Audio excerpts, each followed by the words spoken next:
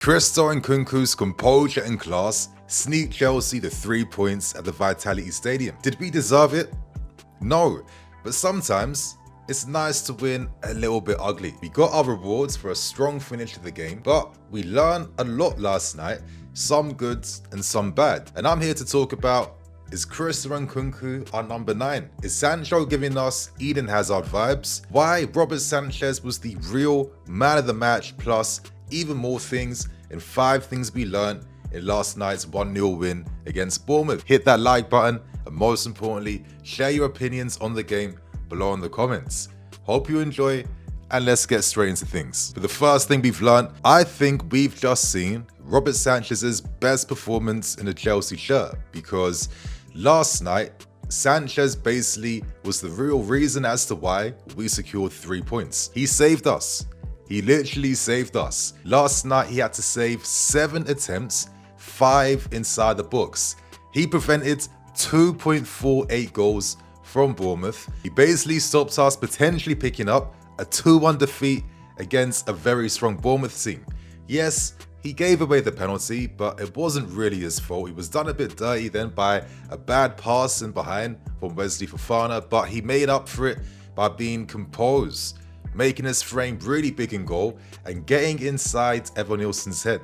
In the end, it was a great penalty save, and I think that was more than justified based on the quiet confidence that Sanchez has been showing between the sticks since this season has started. After that pen save, you could see his teammates absolutely swarm him. They understood the magnitude of that save from Robert Sanchez.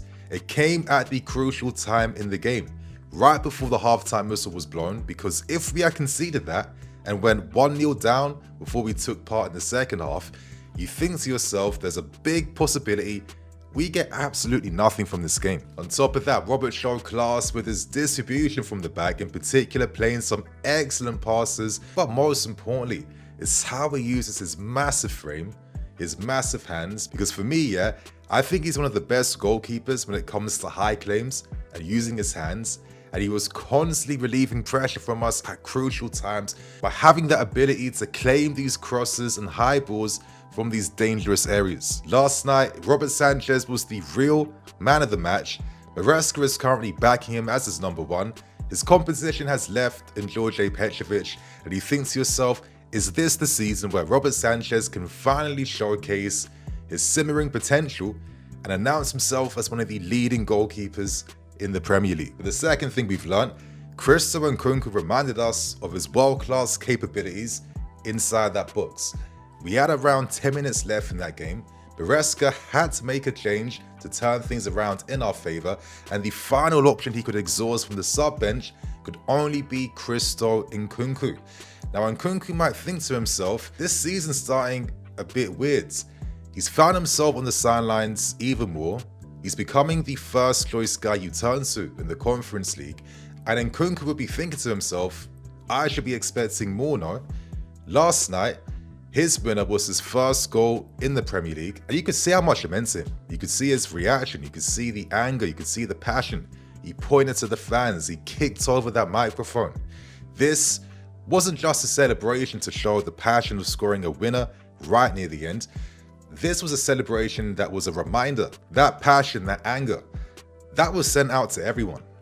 That was Nkunku re-announcing himself, reminding everyone, do not ever sleep on me. Do not ever forget about me.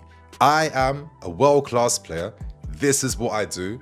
And when it comes to moments like this in game, is there anyone you want inside the box other than Nkunku? Now, if you include pre-season games, Nkunku alongside Noni Madueke have technically scored the most goals out of any player under Enzo Maresca. During pre-season, Nkunku scored 3 goals. In the Conference League, he scored 2 goals. Yes, he scored 4 pens, but in total, including last night's late winner, that's now 6 goals under Maresca. But the funny thing is that Nkunku has only started 1 game in the Premier League, 58 minutes against Man City. He's made 3 consecutive sub appearances, being on the field for less than 12 minutes apiece. In all the 4 apps he's made this season in the Prem, He's played around 81 minutes. That's absolutely mad when you consider that last season we all told ourselves that if we had a fully fit and available Nkunku, He would have been the difference between securing a Conference League position and a Champions League position. His winner last night came from his only shot on target in that game, and it's a reminder of the world-class composure he has in these moments. We can't forget this was the same guy that was scoring hat-tricks against Man City in the Champions League. We can't forget all his constant match-winning exploits in Europe and in the Bundesliga. He brings assurance, he brings quality. He's been here, he's done that. He's seen it all before. His movement is world-class. His box presence is amazing. And right now, he's probably someone that you might have to start against West Ham next weekend. So could this winning moment for Nkunku be the turning point that he's needed to properly kickstart his season? Now for the third thing we've learned. Jadon Sancho has reminded us what we've been missing out on since we lost Eden Hazard. Now, this was a serious debut performance from Jadon Sancho. Of course, he's playing for his boyhood club. He has another opportunity to turn things right after very troubling times, a lot of times things going against him at Manchester United. And we've provided the environment and opportunity now for Jadon Sancho to reignite that world-class potential that he's always had. I have to show you guys the difference between Neto in that first half and Sancho in the second half, and to be honest, it's literally night and day. And that's because Sancho basically just 2x the entire output that we saw from Neto in that first half. You can see with details like the heat maps.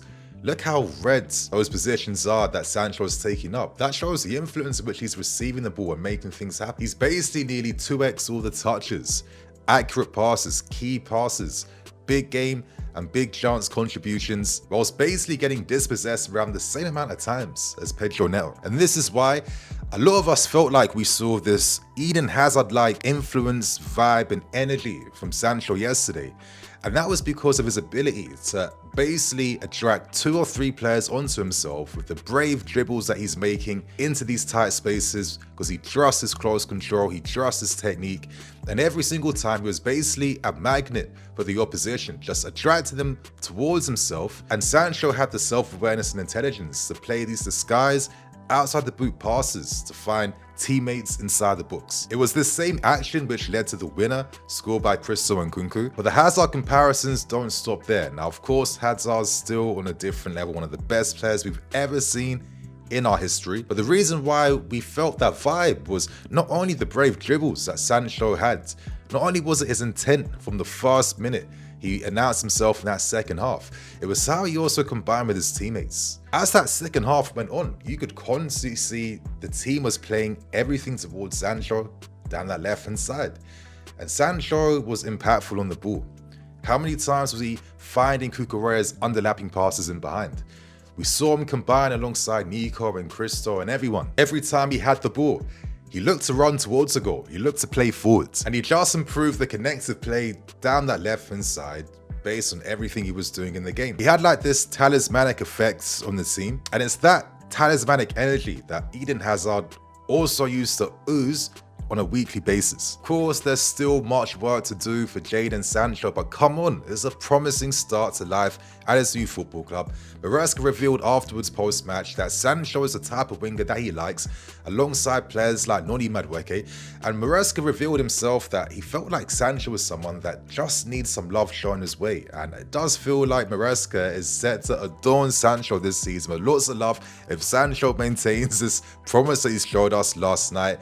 But I'm not gonna lie, it feels like maybe Jadon Sancho might be at the perfect club for him right now to reignite that world-class talent. Now, for the fourth thing we've learned, we have to admit, we were second best throughout large parts of that game, or most of that game.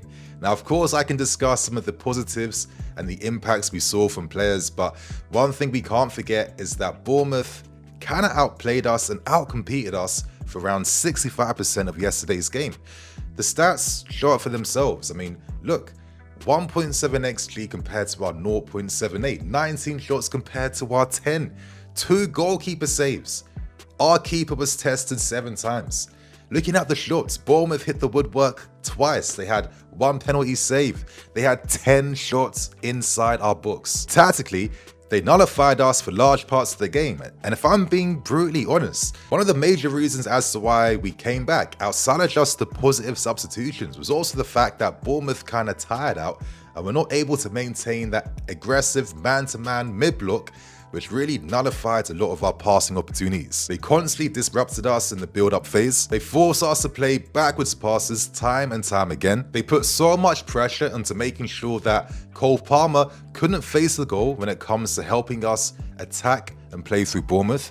And they put intense pressure on Caicedo and Ronaldo Vega.